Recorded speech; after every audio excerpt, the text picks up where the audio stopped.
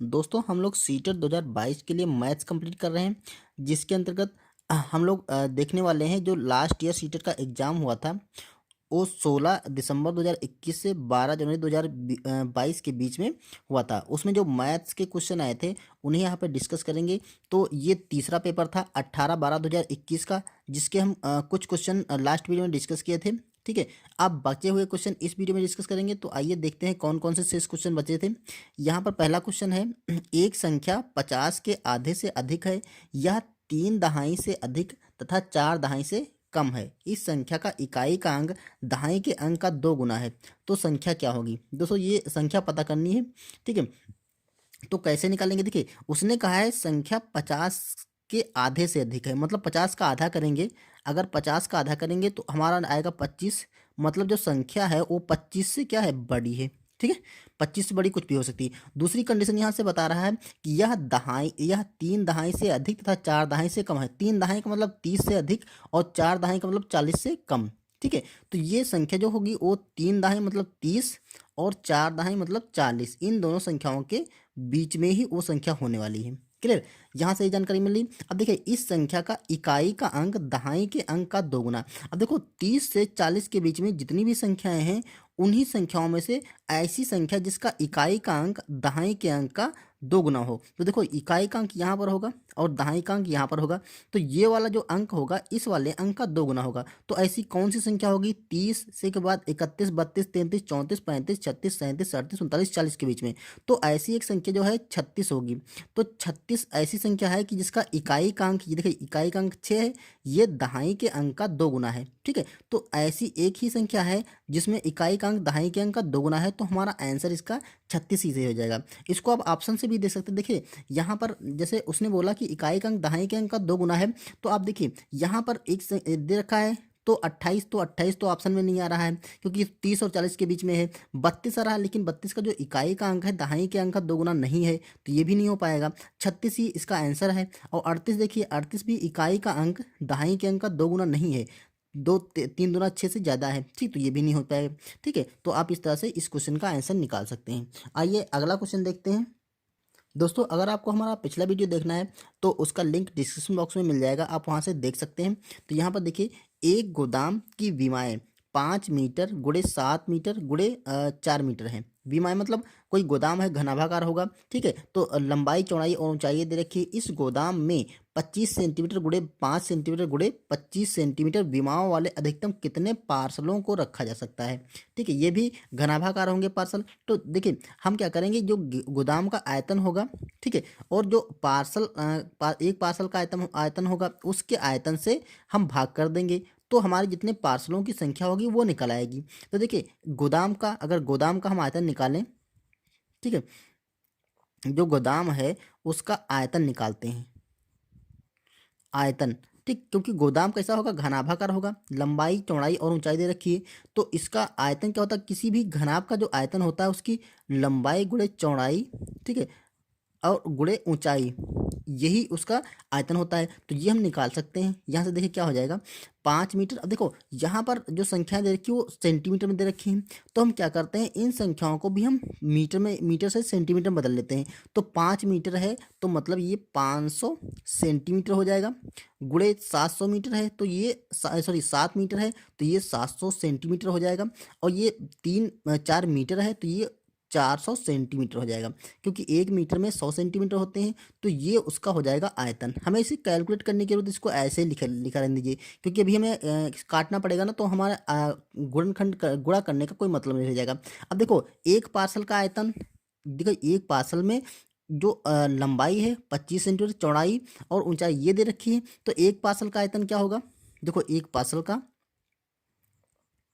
एक जो पार्सल होगा उसका आयतन निकलेगा, आयतन बराबर हो जाएगा, देखो लंबाई उसकी है 25, यही होगा सेम LBH, क्योंकि घनाभ का जो आयतन होता है लंबाई गुणे चौड़ाई गुणे ऊंचाई होता है।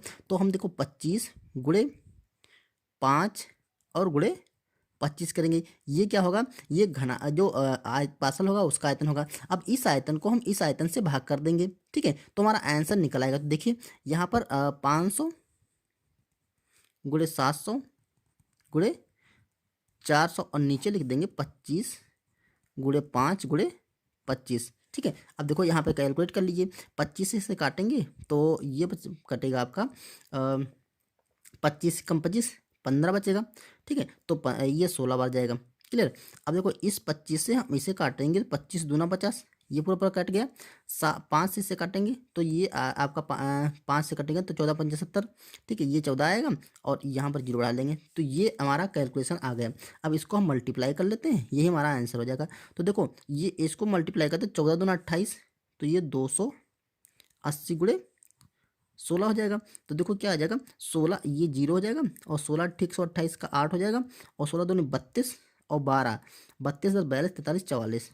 तो ये हो जाएगा 4480, मतलब 4480 4480 पार्सलों की संख्या आ जाएगी। एक पार्सल के आयतन से हम उस गोदाम के आयतन को भाग कर दिए तो हमारे पार्सलों की संख्या आ गई। तो ये ऑप्शन देखिए, ऑप्शन हमारा बी सही हो रहा है। आइए दोस्तों अगला क्वेश्चन करते हैं। एक ऑटो रिक्शे का मीटर पहले 2 किमी की यात्रा के लिए 25 रुपये है। ठीक है, ध्यान समझना का। और देखिए मतलब ये पहले 2 किमी अगर यात्रा करेंगे तो 25 रुपये है। ठीक है, और उसके बाद प्रति किलोमीटर की यात्रा के लिए 8 रुपये पड़ता है। पहले 2 किलोमीटर यात्रा करेंगे तो उसका 25 रुपये पड़ेगा, फिर जो पर किमी यात्रा करेंगे तो 8 रुपये पर किमी के हिसाब से पड़ता है।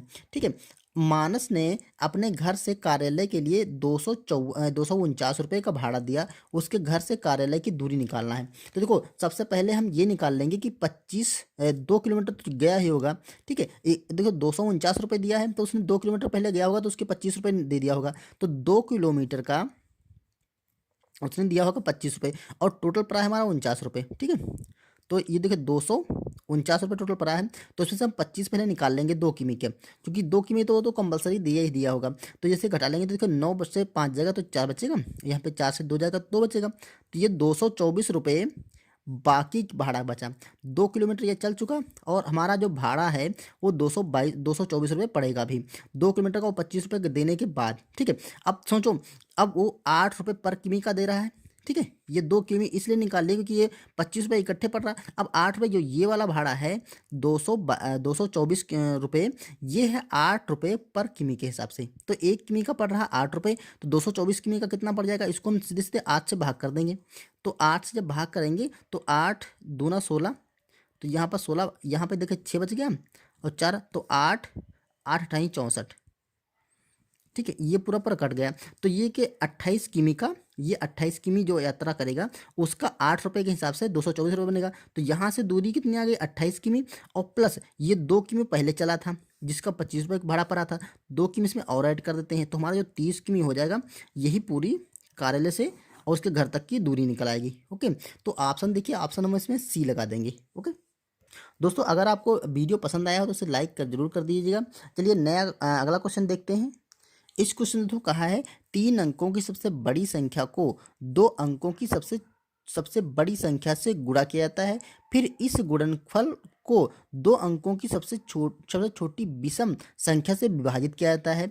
ठीक है भैया, देखो किया जाए तो भागफल क्या आएगा। ठीक है, भागफल क्या है, तो सिंपल सा इसको गुणा और भाग करना। देखिए सबसे पहले अगर आप 3 अंकों की सबसे बड़ी संख्या, तो 3 अंकों की सबसे बड़ी, कितने भी अंकों की सबसे बड़ी संख्या निकालनी हो तो उतनी बार हम 9 9 लिख देते हैं।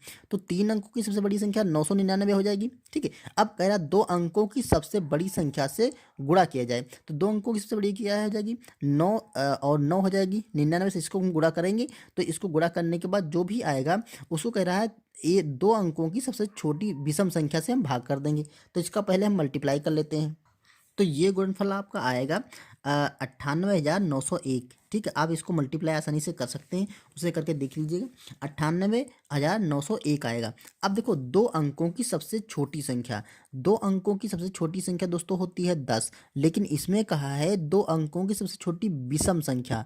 तो विषम संख्या ये तो 10 तो सम हो गई, तो विषम संख्या जस्ट इसके बाद की 11 हो जाएगी। ठीक है, तो ये 11 की बात कर रहा है।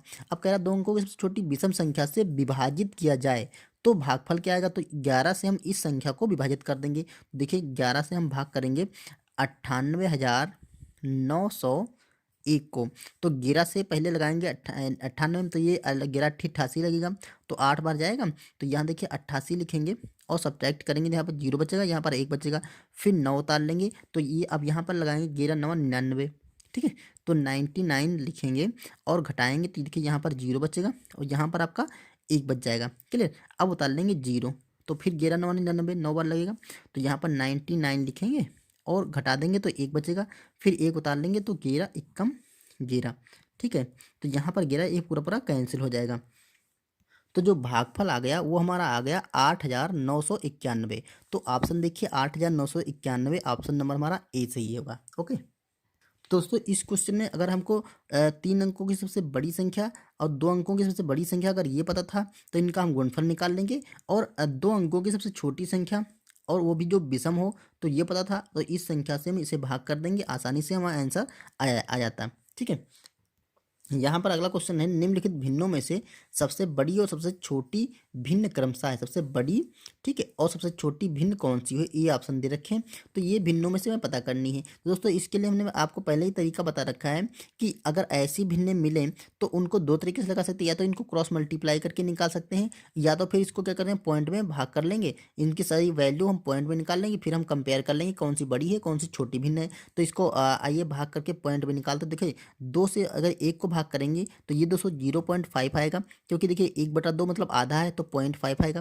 और दूसरा क्या, एक हम 3 से भाग करेंगे तो देखिए अलग से भाग कर लेते हैं। 3 से अगर हम 1 को भाग करेंगे तो ऐसे तो लगेगा नहीं, पॉइंट लगाएंगे, यहाँ पर 0 लगाएंगे तो 3 3 9 आ जाएगा। ठीक है। यहाँ पर 9 हो जाएगा, 1 बचेगा, फिर 3 बार लगाएंगे। ठीक है। फिर यहाँ पर देखिए 0 ऑलरेडी बढ़ा लेंगे, पॉइंट लगा होता तो यहाँ पर 9 आएगा। ऐसे करके हम इसे 2 ही अंकों तक निकालते हैं। ठीक है। तो ये देखिए 0.33 आ जाएगा। अगला संख्या 40 है, ये 4 है ना, तो फिर से पॉइंट लगेगा तभी हम 4 को भाग कर सकते हैं। आप अलग भी इनको भाग करके चेक कर सकते हैं। देखिए 5 से जब भाग करेंगे तो 5 8 40, 8 बार जाएगा। ठीक है।